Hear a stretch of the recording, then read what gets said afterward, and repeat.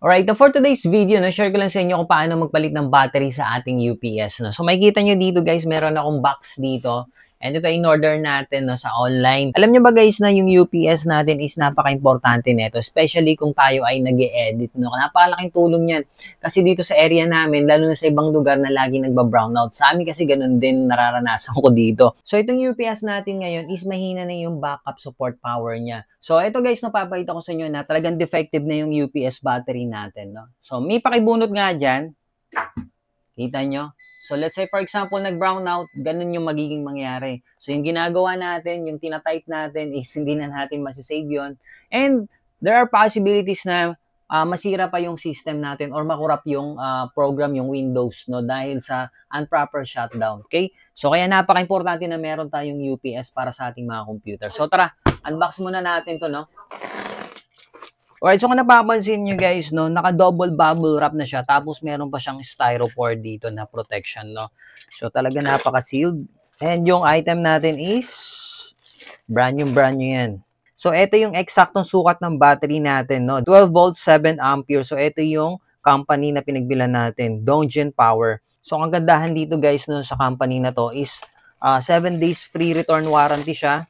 And 1 year factory warranty. This battery guys is free maintenance already, Napaka high quality nito, low self-discharge and long service life kasi biruin niyo umabot ng mahigit 1 year sa atin to, 1 year and 3 months. Exact 'yon. So bago natin ikabit to, i-check muna natin using multimeter, So check natin kung meron siyang 12 volts.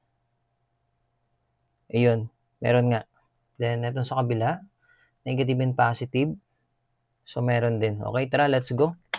Goods na to. So, this is K-Star brand 1000 VA. Ang kagandahan na ito, guys, is kayang-kaya na yung mga gaming computer na ito. Basta 1000 VA yung kunin nyo, Kapag ka mga 500 to 600 ng kapos yun. And ito, guys, marami siyang saksakan dito. Kaya kahit 2 o 3 laptop, pwede pa natin ilagay dito. So, tara, open na natin siya. So, sa pag-open na ito, merong screws yan dito, 4. Ikaw ang kape, pinambuhay ko.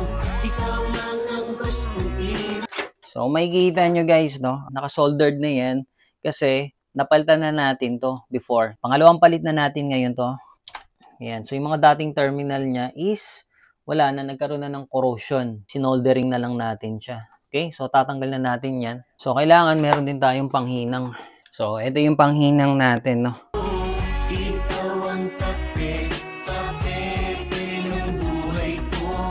Again guys, pagbibili kayo ng mga battery, always check nyo muna yung loob ng UPS para ma-match nyo yung eksaktong size ng battery and yung ampere capacity na tinatawag. So this is a 7 ampere 12 volts, kaya parehas na parehas po yan. So talagay na natin yung bago. So gasgasin lang natin yung terminal niya para mas kumapit yung tingga.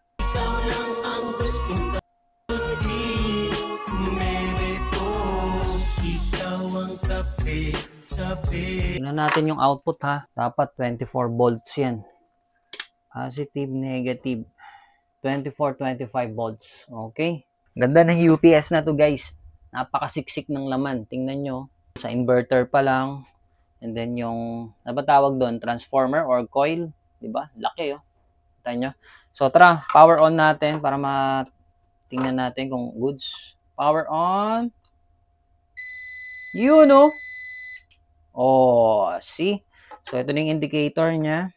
Battery indicator na we're using backup. Kita nyo? Tumutunog na siya. So, off muna natin. Takpan muna natin.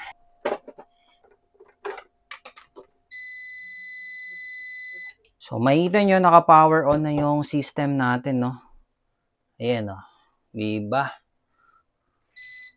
So, backup battery na yung gumagana niyan. And nakadepende po yan sa load na ilalagay natin. Swerte niya kapag umabot ng 1 year. Thankful na tayo dyan. Parang battery lang din ang sasakyan yan. So, yun lang. Comment na kayo dyan kung may mga questions tayo. Maraming salamat. Thank you.